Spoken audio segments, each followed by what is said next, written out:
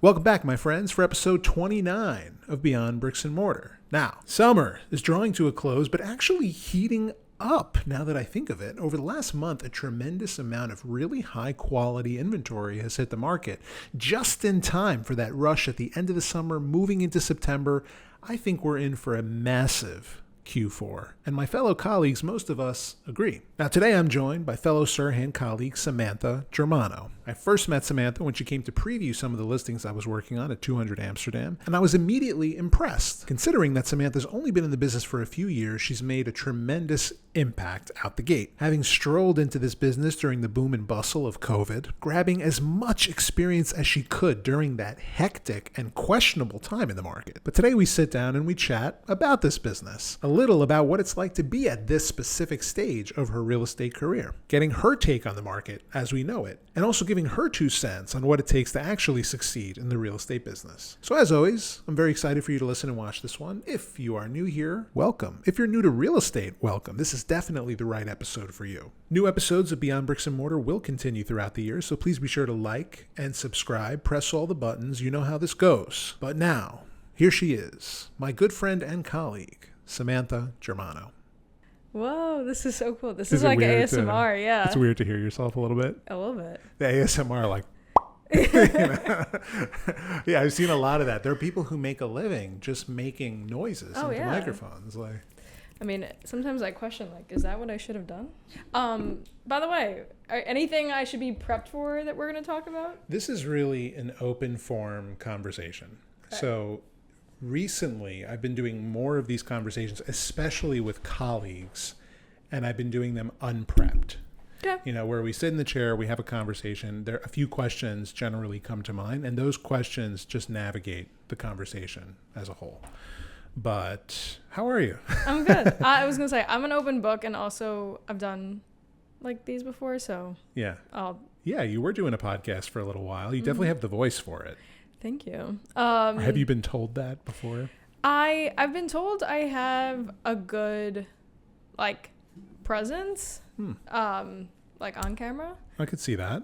Thank you. I just show up as myself, and whatever happens. That's really what it should be. Yeah. But I started a podcast during COVID after I was furloughed before I got my real estate license, purely just out of fun. And I feel like that kind of helped me get comfortable, like hearing myself talk and having these like impromptu conversations. Yeah.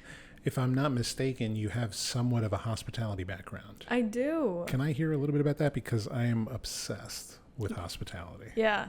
Well, I majored in hospitality in college, and then out of college, I got into experiential marketing. I didn't even know what experiential marketing was. All my internships during college were for event planning companies. So I was doing weddings, I was doing 50th anniversaries. Like my first event was at the Rainbow Room, and I met the Clintons. Nice. That was my first ever event. Spinning dance floor. Yeah. Love that. And I was just like in awe of how like events kind of create experiences for people. And then out of college, I was curious to bring that to like the corporate world and to do events for brands and have individuals connect with brands in like a really unique way that goes above, you know, the billboard or goes above like the magazine ad, like creating an experience where people have an emotional connection with the brand. So I worked for an experiential marketing agency in New York City, and my clients were so cool. Sunglass Hut, different hotel divisions within the Marriott International brand. We took brands and made them sexy. Like we took Colgate, Toyota. I'm definitely missing a few. Like big corporate brands. Oh, yeah. Big corporate accounts. Yeah, yeah. And then one of my clients towards the end of my journey there was Howard Hughes Corporation. So I did the restaurant opening event for Jean-Georges, the Fulton, and then Malibu Farm.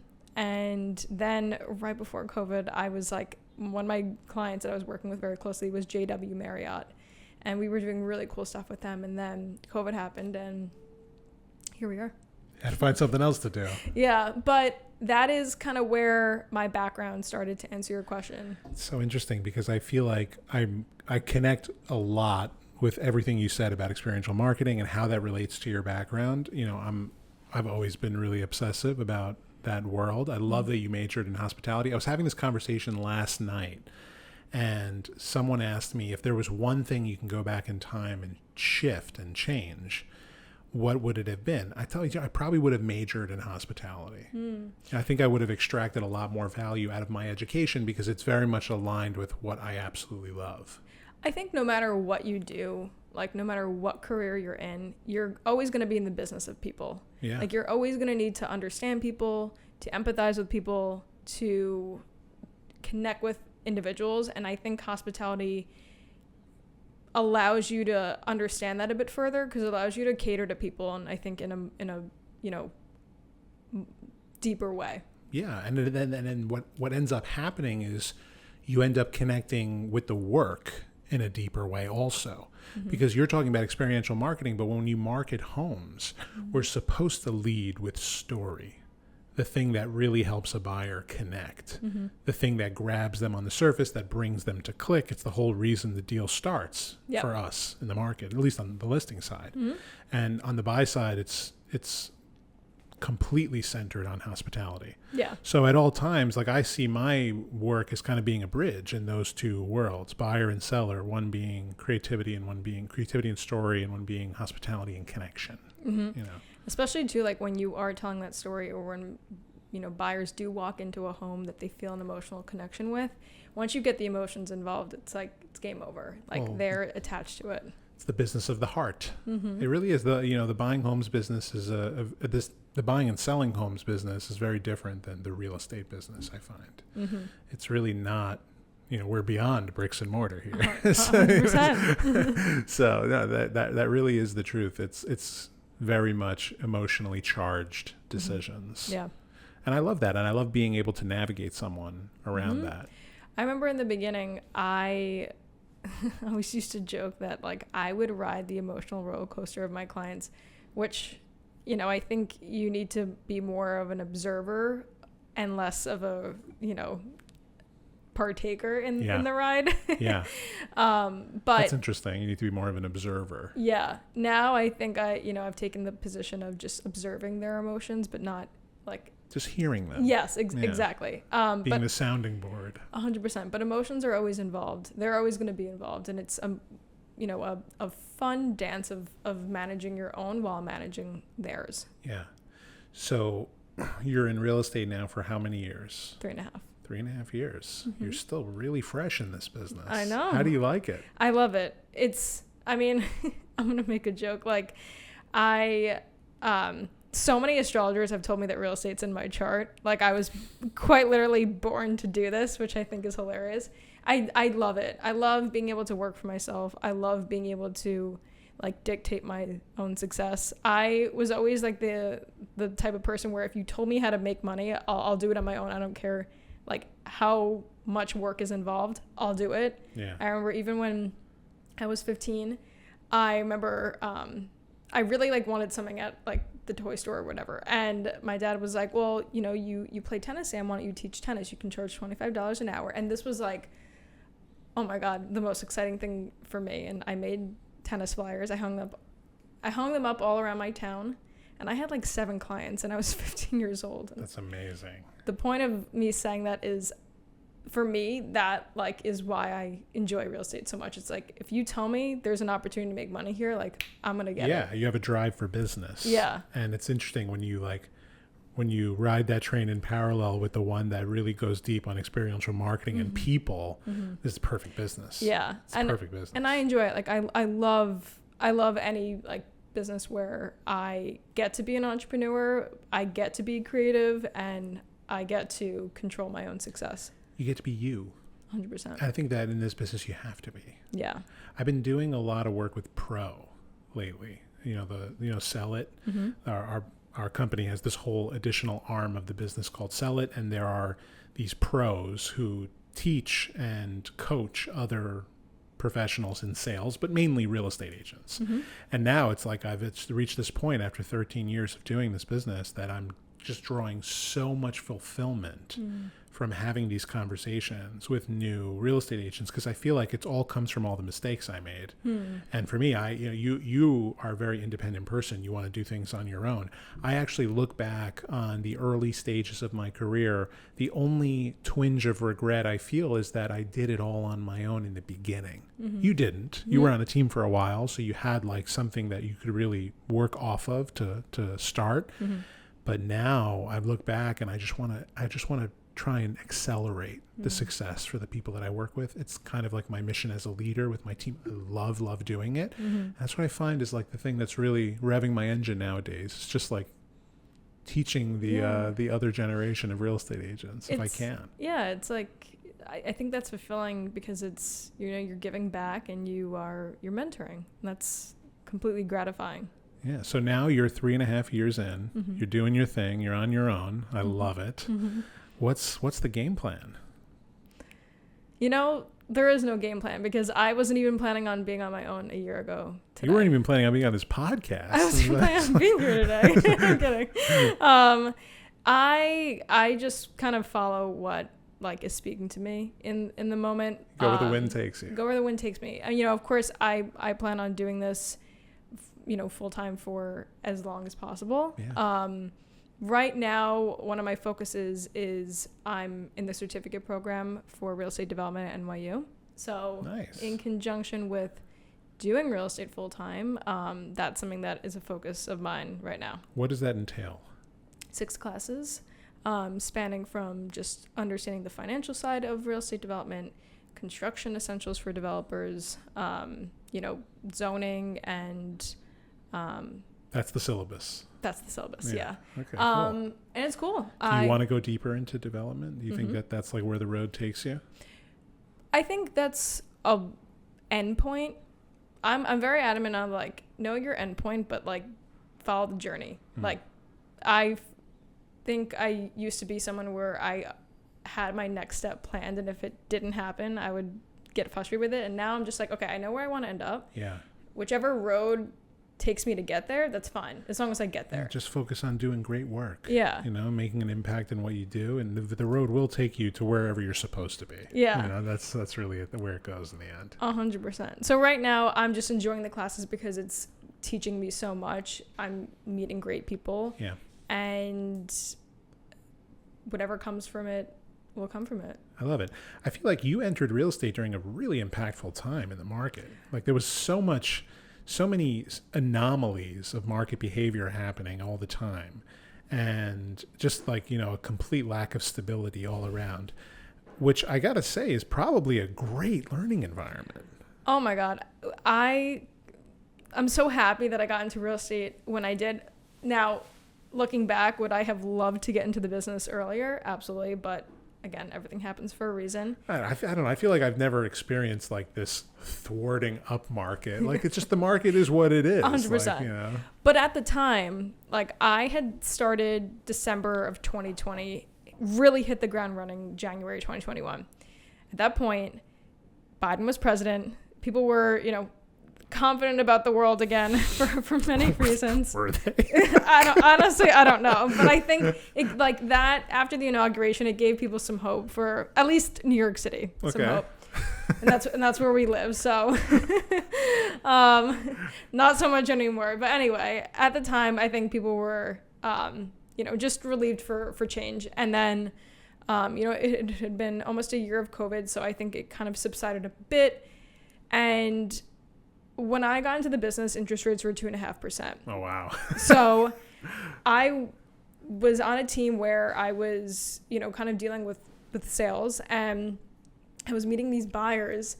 And the funny thing is that I remember at the time I had 2 weeks of experience, 1 month of experience. And, I was transparent in that. And they were honestly, I just need to buy something within the next 3 months because my interest rate is 2.5%. So you got to help me. And I was okay, as long as you're aware of it. Yeah. But it was great because I was able to transact my first year and in a market where people were, really wanted to buy because they had to buy because they didn't want to miss out on 2.5% interest rates. What'd you get? What'd you find them? Street Easy. I'm saying, what did you find? Oh, what did I find? What did they buy? I'll never forget my first sale was a 2-bedroom in Williamsburg near the water for $1.4 million. Nice. That was my first sale. And then it was another 2-bed in Kips Bay. Wow, I really remember this. Studio in the West Village, studio in Midtown East. All in year one? All in year one. Wow. That's huge, Sam. I know. That's really huge. Again, I credit it to the market. I think it was just the right place at the right time. I obviously worked my ass off, too. I mean, the right place at the right time, but you seized the moment. Yeah, you worked yeah. your ass off, yeah. I've said this before, but 2020 was one of my biggest years, too. Mm-hmm. You know, there were moments where you can really capitalize on the market. We sold over 20 homes in 2020. Mm-hmm.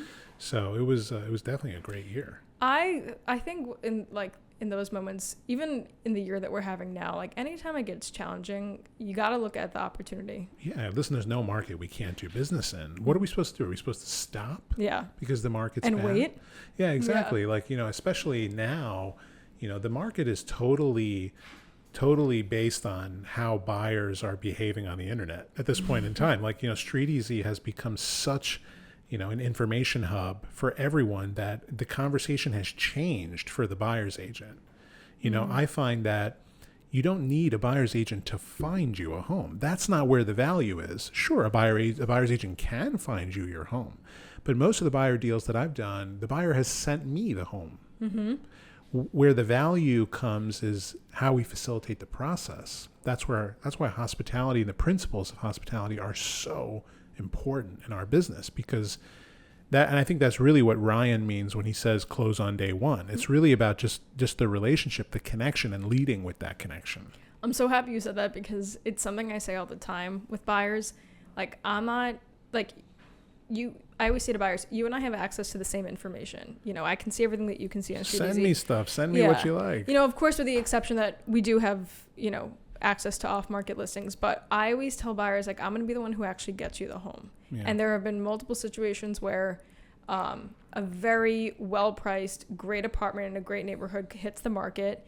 The listing agent gets, 100 inquiries like the day one, and I'm the one who gets my buyer the apartment.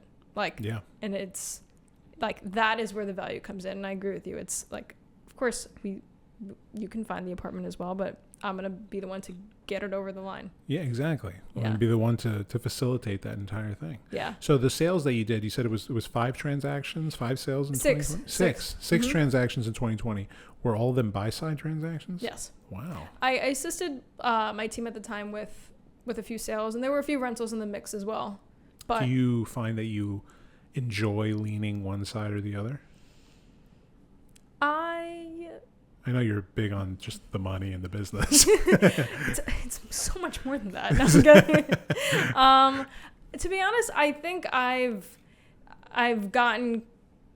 mastered the buy side. Yeah. And so I'm still, most of my business is on the buy side, but I very much represent sellers, and I've done rentals before too. I am just looking to build my book of business. No matter what side I'm representing, it doesn't matter. Well, every home you sold, you're probably going to be the listing agent for one day. Exactly. Yeah. So if you're just remaining connected with those people, that's going to happen. Yeah. Yeah. Especially if there were smaller units, some of them, mm-hmm. That were kind of like chapter 1 or chapter 2 homes. Yeah. It's quite likely that you'll end up being that listing agent. Yeah. I find that I really prefer to be a listing agent. Yeah. I love working with buyers because of the hospitality element, not because of it's not real estate that really keeps me in this business. I love real estate. It's a great vehicle. I love selling homes because of how it gives me the opportunity to deploy hospitality and be creative, mm-hmm. But yeah, that's the thing that really wakes me up every morning. Yeah. Did you find that you in the beginning represented buyers and then it translated to the listing side? No, I think it was always mixed. It's still mixed, mm-hmm. But I've always once I found being a listing agent, mm-hmm. I was like, this is what it is for me. Being able to tell a story, being able to present a home, mm-hmm. And then being able to help someone understand the value, making that decision by just hearing them, being with them in the conversation, like you said, as an observer, mm-hmm. really just, it's the same thing in any context of service. people just want to feel like you get them, you know, that you're with them. That's the thing that, you know, makes it you versus one of the other tens of thousands of real estate agents in this city. Yep. People want to feel like when they speak, they're being heard. Yeah. That's it. How are you finding the market now, being on your own, being independent? I'll be honest, I've never been busier. Like, I kid you not, when I went on my own, energetically, I think like the floodgates opened and people out of the woodwork started contacting me. Hell yeah. That's awesome. Thank you. No, it was something that I was excited about, and so I've been busier than ever. And I recently landed a huge listing, which I'm very excited about. Congratulations. Over the 10 million mark. Wow. Good for you. That's you. amazing. Where is it? I signed an NDA, so I can't. Just give me like a broad strokes. In the Hamptons. It's like, it's a Hamptons listing. Is it an off market type of thing? Yes. Okay. Wow, that's great. Yeah. That's awesome. Yeah, I'm excited. Are you gonna like get some awesome content over there? Or are you gonna? It has to be like a really silent situation. Very discreet. Very discreet. Yeah. Can I know which neighborhood it's in? Like, how NDA is this NDA? It's pretty NDA. Okay, fine. We'll move on. Yeah. But that's great. I'm happy to hear you've never been busier. That's awesome. Yeah. I mean, I said, like, I wouldn't look. I know the market has been. It's been like unpredictable. That's, to say the least. Yeah. I'm very adamant about like the way we speak about things, because I feel like sometimes we hear agents say, "Oh, the market's been horrible. The market's been so bad." Like, that is the world that you are creating for yourself. And so I like to lean towards neutral words. It's not good. It's not bad. It's just different. It's unpredictable. Unpredictable could be great. What it is. Yeah, which is what it is. 100%. And it's always going to be like that, by the way. This business doesn't just get easier. You know, it doesn't. Yeah. In fact, actually, in the early stages when you're doing lower price transactions, a lot can argue that that's a more difficult time, because also from an emotional standpoint, buyers at a lower price point are generally first-time buyers, and every dollar, every cent matters, and every element of that decision to them matters. There's a lot of anxiety built into it that we have to, be prepared to manage.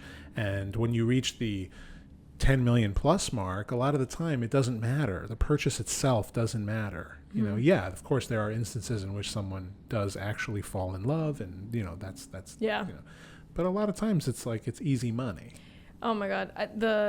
To your point, like that price point, like the 500K. Yeah, it's tough. It's really tough. There is so much hand holding there. This is like the biggest decision for them ever. And they've, most of those buyers have saved up for it their whole lives, and their sentiment is like, this is $500,000 for me, this is huge. Like it's a lot for them.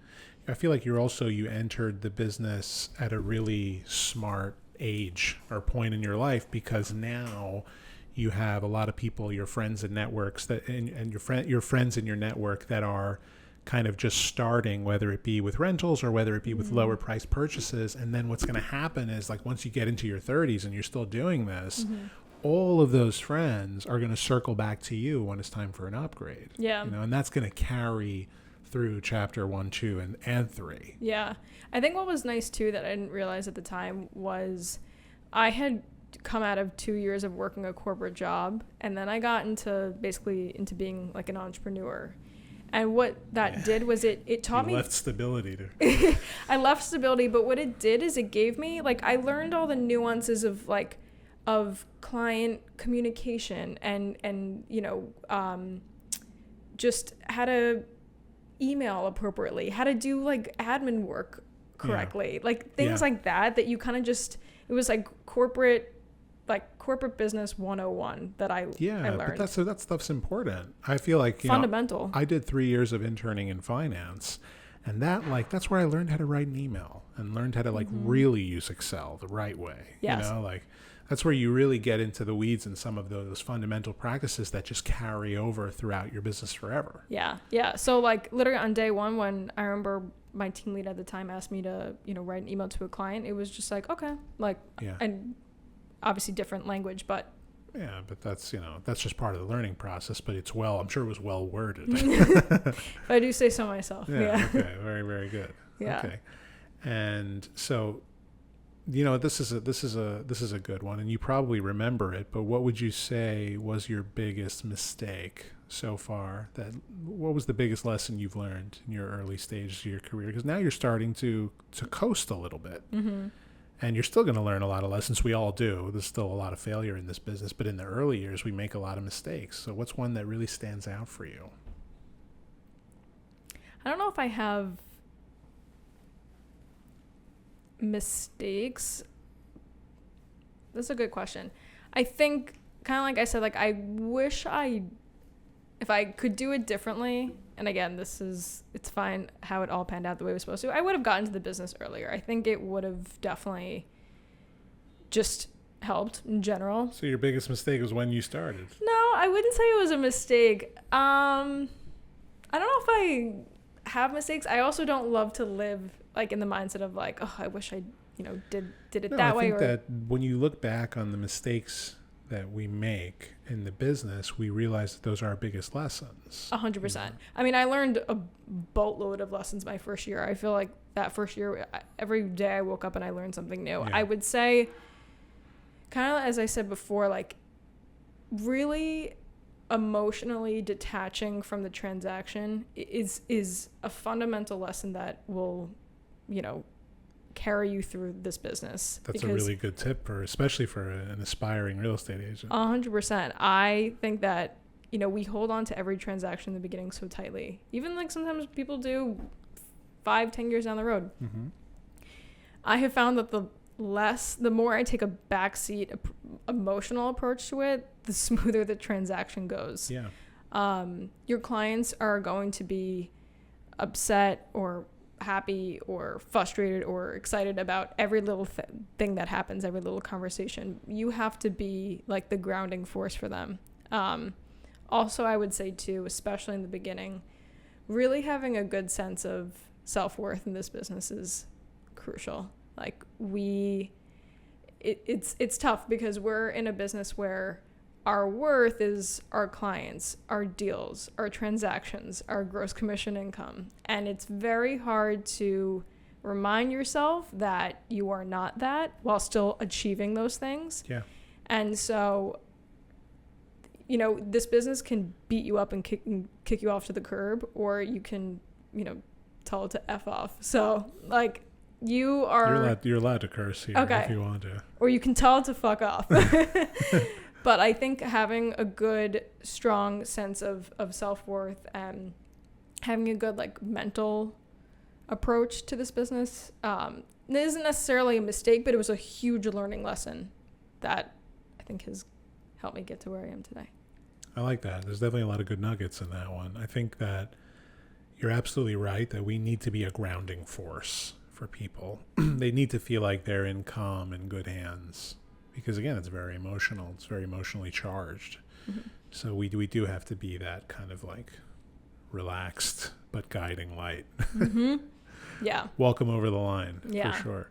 Self-worth is extremely important. Mm-hmm. You must know your value and be confident in your value. Mm-hmm. Because there's a lot of people out there that will try to tear you down. Mm-hmm. Whether it's people you work with or even family members or whatever it can be. The amount of stories I've heard, it really is important to always be present with the value that you bring to the table. 100%. I mean, like I said, the conversations that, like, we're having all the time are like, what deals are you doing? What clients do you have? Do you have anything in the pipeline? How much business do you do this year? Like, it can easily distract you from, like, reminding yourself that, like, your value, the only person and only thing that should be holding your worth is yourself. Yeah, it's also, that shouldn't even be really part of the conversation. It has nothing 100%. To do with you as a person. But what can happen is, if you don't have a good grasp on that, is like you show up to showings or, to client meetings or to pitches. Feeling downtrodden. Feeling down.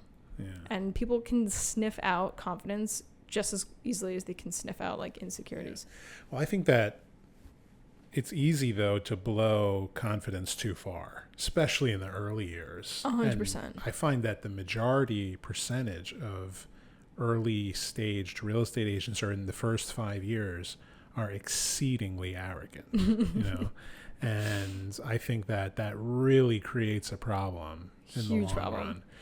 run. It's fine to have a certain, even it's fine to even have a certain sense of overconfidence, because that's how we learn a good lesson at the end of that road. Mm-hmm. But when you approach this business, especially publicly, very, very arrogantly, it just never works. And people always sniff out the bullshit. 100%. I'm like, when I'm doing a deal and there's an agent on the other side and, we're dealing with a situation I haven't been before, I'm honest. And I'm like, hey, look, I've never been in this situation before. Like, what do you think I should do? Yeah. Obviously, like, the two agents are working together to get a deal done. We're on the same team.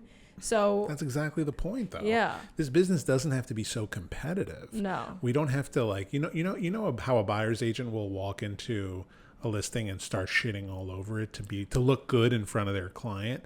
It's like, what are we doing here, guys? Like we our interests are all aligned. If you're representing the buyer and I'm representing the seller, we both want the same thing. We both want to get a deal done. We both want to do right by our client. Mm-hmm. We want our client to be pleased with the experience of working with us. Mm-hmm. We want to make money. Mm-hmm. And we want to enjoy the deal. We enjoy the process doing it. So you being open enough to ask that question, like, listen, what do we do now in this situation? Mm-hmm. I think that's great. 100%. And this business should be collaborative. It shouldn't be so tightly competitive. There's plenty of business for everybody. 100%. While I've only been doing this for 3.5 years, it definitely feels longer. However, I know that I haven't been doing it for a while. And so if there's something I don't know, I should ask and I should get information. And to your point, I know exactly what you're talking about with the buyer's agents. They come in, I never understand it. Or they come in and show the apartment and the listing agent's like, no, like, yeah, this is. Yeah. So I learned this really early stage from like an old real estate agent. Her name was Claire Ratouche. She was like the queen of 737 Park Avenue. Like, this co-op on Park sold every unit in the building, was like a legend in her time, Mm-hmm. There's a lot of like historical real estate agents, especially women. Like, the most powerful real estate agents in history were women. Yeah. And this woman, I was early in my career, I offered to take her for lunch. So we sat down for lunch. And like, the one tip she gave me from the context of a buyer's agent is that when you walk in that door with your client, your mouth should be shut. Unless you have a question, a real question, your mouth should be shut. Let the listing agent give the tour. Mm-hmm. That's how your client's going to be best sold on it. They know the property far better than you. Yep. And there have been times where, especially like in townhouse showings, a buyer's agent walked in and like immediately will be like, so this is the living room and this is that. And I'll look at her and be like, do you want to give the tour? Yeah. Sure. I have to say, like, coming from someone who has mostly represented buyers, I've never done that. That comes from your experience in hospitality and understanding what you're supposed to do. Well, because to your point, it's like, I'm not the expert here. The listing agent is. I'm here sometimes, like, to your point, I'll ask questions or, I'll point things out that I know my buyer is looking for. So I'll be like, oh, here, like, this is like kind of to show them, why we're here. But I would never lead the showing. Yeah. I liked what you said at the end of your sentiment before about my rant. that there's enough business to go around. Because I think a lot of us or a lot of agents live in like a fear state of like, well, there's not enough business and there's not enough for me here. And I think in the beginning, kind of going back to learning lessons, I would see agents around my age doing huge deals and like back-to-back deals, and I would start to feel jealous and like envious of it. It's a natural feeling. And then eventually I like looked into that and I was like, well, I'm feeling jealous because I want that. And the jealousy feeling is because I feel like there's not enough to go around. Mm. And that mindset switch was incredible. Thou shalt not covet. Mm-hmm. Like, we're not supposed to. Yeah. wish we had what someone else had. 100%. Now I look at it as like, oh, well, if they're doing it now, I can do it too. Because Yeah. it's showing an example. Of course. But there's plenty of business to go around. And by 100%. the way, one of the beautiful things about our business is that because New York City is such a melting pot of cultures and people and creeds and religions and races and all of that, that opens the door for so many different demographics to become real estate agents. You could be anyone. You could be the weirdest person on the planet, and you could still, there's a demographic of people that you can work with and be successful within, especially in New York City. Yeah. There's no other city, I think, that really, really has that. 100%. I mean, and there's like New York City is filled with opportunities. You just have to go out and get it. Absolutely. And I also think that like a lot of the times when we're connecting with different clients, whether it's buyers or sellers, it's an energy match too. Like you will, if you're good at what you do and you love it, you will find your people. Yeah, and there's gonna be people that you work with along the way that'll be for the money, and then there will be your ideal clients, the clients that you would almost work for free for.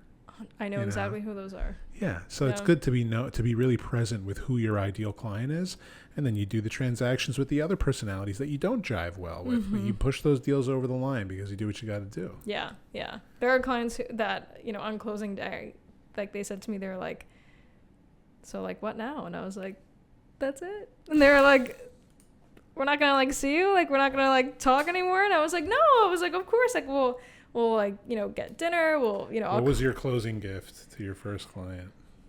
Oh my God, I got her so many things. She was really like into wellness and so I got her, I think I got her one of those like diffusers with like essential oils. I got her a candle. Like I got her like a huge gift bag of multiple things like sage and Palo Santo and all of that. That's great. That's great. No, because like I find that the closing gift is so important. It's and it really, I should never be something they could just drink, 100%, like no. it really has to be something personal. This townhouse that I just listed, I walked into it to pitch it, and the same throw blanket from when I sold their apartment like 9 years ago was still on that couch. I was like, wow. This is great. That's really nice. When you give a gift and they've kept it for as long as they have.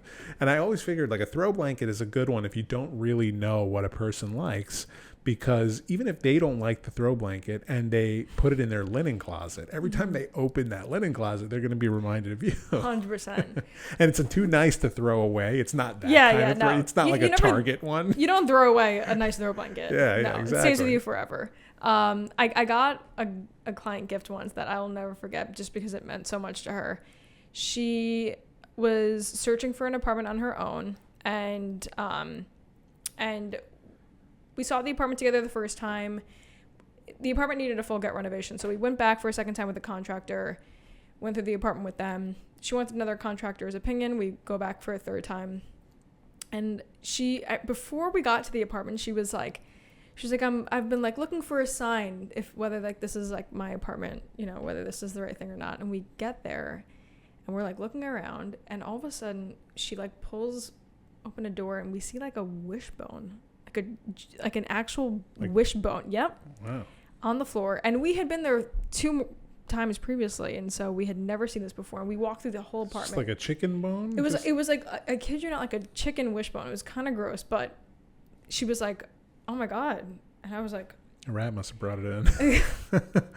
I don't know. Long story short, it meant a lot to her to see that. And on the closing day, I got her like a beautiful brass wishbone keychain. Ooh, that's a good one. So it was like with her keys, and it always reminded her you of like the remembered. Yeah, that's really good. It was a big moment for her because she was like, that was when she really moved forward with the apartment. So have you read the book Unreasonable Hospitality? No. Okay. There was no one I would recommend this book to more than you. Okay. But this book is written by Will Guidara, who was the co-owner and maitre d' at 11 Madison Park for a long time. And he wrote this book all about delivering the better than expected to clients. Yep. It's amazing. And actually the author, Will, his TED Talk is in my team agreement. I link it in my team agreement, and I require each team member to watch it before they start. It's only like 20 minutes, but it's just fantastic. Oh, I will 1000% listen and read it. Couldn't recommend it more. I love that. Going above and beyond will always leave an impression on the people you do it for. Absolutely. Yeah. Absolutely.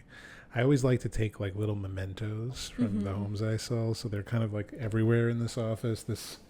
This humidor is one of them, and this little menorah is one of them. There's just like a lot of little things from different homes I sold, so I can remember them all. Yeah, they're important memories. This ashtray is one of them. This? Yeah. Well, what's the story behind that? I sold the home. It was an estate sale. Okay. I was allowed to have my pick of the litter, and that's what I chose. Not bad. I sold a bunch of estates. Okay. I just kind of shook out that way, not because, I was targeting estates. Yeah, but yeah. I think I did like, maybe a dozen of them over the years. And so usually like all that stuff is being thrown away. Mm-hmm. So usually there's something cute or something cool, especially in an older home. Yeah. Good to know. Yeah. I've done a few, but I liked this talk we had about the closing gift because I think it's really important. Mm-hmm. Showing clients that you hear them. Or that you remember like little things. Like who doesn't want someone who remembered like something, in passing or something that maybe was insignificant to them, but they remembered and wrote it down. And absolutely. Mm-hmm. This has been a pleasure. Thank you. Thank you for being here. Is there anything else you wanted to address before we signed off? I think that's it. All right, cool. Thanks for being here. Thank you for having me. All right. All right, let's do like nice. And should I do the date? Whatever you want. People write whatever they like. Say the 22nd? Today is the 22nd. Okay. 7/22/24. Awesome. Cool.